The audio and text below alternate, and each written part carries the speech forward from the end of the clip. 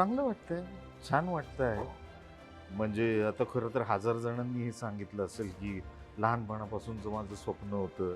कधीतरी एकदा बाहुली हातात घेऊन बघायला पाहिजे. हे आमचं खूप दिवसापूर्वीचं स्वप्न होतं. मला ह्याच्यातली मराठीत ज्यावेळेला चालू झालं ना फिल्मफेअर अवॉर्ड, त्यावेळेला बेस्ट क्रिटिक्स एकदा मिळालं रिंगणसाठी.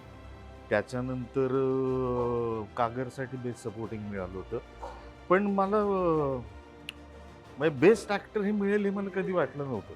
म्हणजे मला असं वाटत होतं की क्रिटिक्स अवॉर्डपर्यंत आपली उडी आहे. त्याच्यापुढे नाही मिळू शकत आपल्याला. पण परीक्षकांचे मनःपूर्वक धन्यवाद आणि माझ्या सगळ्या टीमचे खूप खूप धन्यवाद. सगळ्यांबरोबरच म्हणजे एंटायर टीम माझी म्हणजे मुळात मला असं वाटतं ना, की आता हे घिसपिटं वाक्य आहे तरी तसं म्हणायला गेलं की अवॉर्ड हे एकट्याचं नसतं, सगळ्यांचं असतं. पण हे खरंच आहे. ज्या वेळेला शूट करत असतो आपण, ते शूट करण्यापासून ते प्रमोशनला फिरेपर्यंत किंवा थिएटरमध्ये चित्रपट लागेपर्यंत म्हणजे थिएटरच्या चित्रपटगृहामध्ये जाऊन वडापाव विकणारा तुमच्या चित्रपटाचा बाहेरचा माणूस ते थेट स्पॉट बायपर्यंतचे लोक असतील. या सगळ्या लोकांचे कष्ट आहेत आणि त्यांनी तिथे तुम्हाला तळहाताच्या फोडासारखं जपलेलं असतं.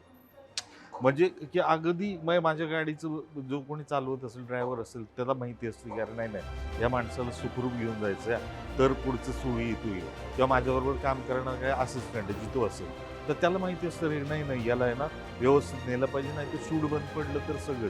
त्यामुळे या सगळ्या लोकांचे खरं तर तसं बघायला गेलं तर ॲक्टर म्हणून आमच्यावरती भयंकर उपकार असतात आणि ती ही सगळी ट्रॉफी त्यांची आहे.